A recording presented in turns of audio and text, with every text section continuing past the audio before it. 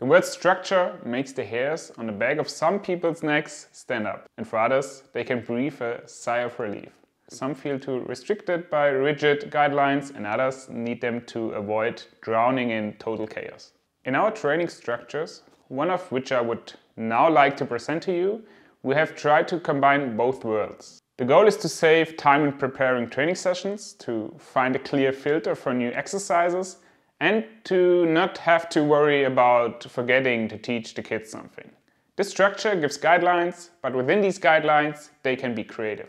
Our basic structure contains 5 separate blocks. These blocks are coordinated with each other and they allow reasonable transitions between the exercises. You will find these blocks in our menu on the platform. If you look at the environment kids come from these days, it's mostly by the book. They do what adults tell them to do and don't make any major decisions themselves in their daily routine. They get up in the morning and have a quick breakfast as they are about to go to school. At school they sit there for hours, don't talk, pay attention and do their homework. Just as they are told, without any exceptions. Then when these kids arrive home after school, they're supposed to eat right away. They immediately have to do their homework, take out the trash and also hurry up a bit because practice is about to start. Then the kids arrive at the first stop of their daily routine where they're actually really looking forward to.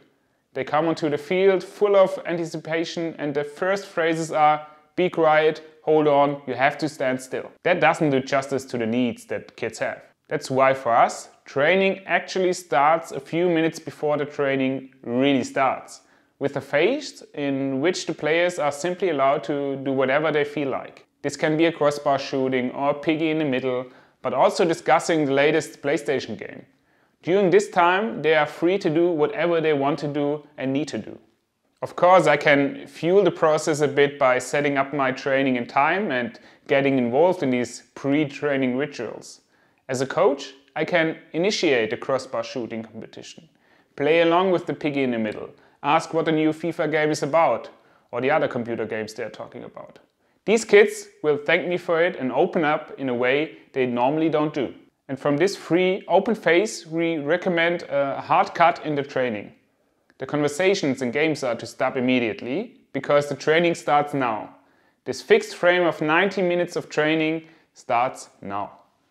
To get the most frequently asked questions out of the way in children's and youth training, we start with something called a fun game, because what do kids ask after 20 minutes of each training?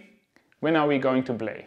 So we start right away with the game, a competition against each other with 2, 3 or 4 teams, timed or with points. It should really spark dynamics and the will to go win should come out of this first form. Small game forms, relay games or other competition forms are recommended, which naturally you will also find on the video platform. Here in this example we add the exercise Chaos Ball. From this we then move on to the game of catch, which you will find in the category speed and agility. Why are catching games a useful training component? They are the best speed exercise in football and are also a lot of fun. Quick changes of direction and tempo, observing and assessing the opponent's running routes and then adapting our own. This is exactly what we need when we are in a fast action on the pitch with the ball at our feet. So dear coaches, use this powerful tool to make your players faster, more agile and fit. Here in this structure we use the form triangle catch. Then, and this is recommendation, we go into the next block, the 1v1, without a drinking break. The reason for this is that drinking breaks quite often kill the entire dynamic and all the tension in the squad is lost. The kids rush to their water bottles, shoot a few more balls around and take forever to get back. Therefore, from the catch game, with the preconditioning, we go directly over to the 1v1. 1v1 is one of the most important skills for football players of all levels and all positions. Because a good 1v1 not only helps me as a striker or an offensive player, but also when dribbling between the first line as a central defender. There too, I have to recognize the striker's speed and running path when he attacks me, as well as how I can cleverly get around it. One of the quickest ways to create an advantage is to win a 1v1. We shouldn't confuse 1v1 with the duel. I don't always have to beat my opponent with the battle and the physical contact. Sometimes a small change of direction, dribbling into a new space is enough to enable follow-up action. Therefore, we add the simultaneous 1v1 in this block. In order to be successful, I don't always have to dribble out and beat the opponent, but can also free up a passing or shooting window. The second to last block contains game forms. Those can be with man advantages, outnumbered and even numbered games. Here are all the game forms that are larger than a 1v1, but please always smaller than a 4 against 4. The focus can be on switching actions, the purposeful playing of man advantages, or the correct defending in a short-handed situation. As a coach, there are no limits to what you can do. Why did I say that it should be no bigger than a 4 against 4? Because small-sided games always mean more ball actions. And the more ball actions with decisions, the better it is for the development of the kids. Here we insert the training form 1v0 to 2v2, which provides high dynamic and combines switching actions with playing out over and equal numbers. The last training section is, as you will expect, the closeout match. Just let them play. Please do not obsessively try to transfer the things the kids have learned before into the closeout match. This is a process that takes longer than 90 minutes we have for our training.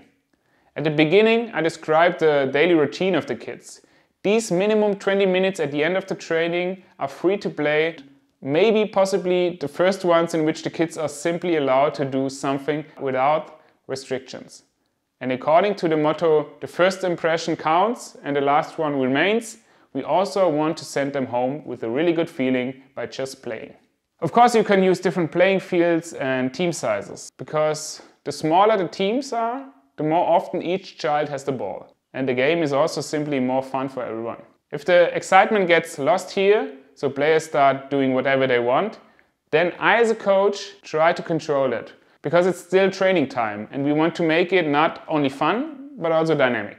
With decreasing dynamics, it's also less fun for most of the players. That's the only time I coach in a closeout match. For instance, for one person it's you're going to lose the game anyway, for the other it's let's go, you still have 2 minutes left. And for the third it's be quiet and start running and help your teammates. We want to continue to provide a training climate, and providing that is my job as a coach.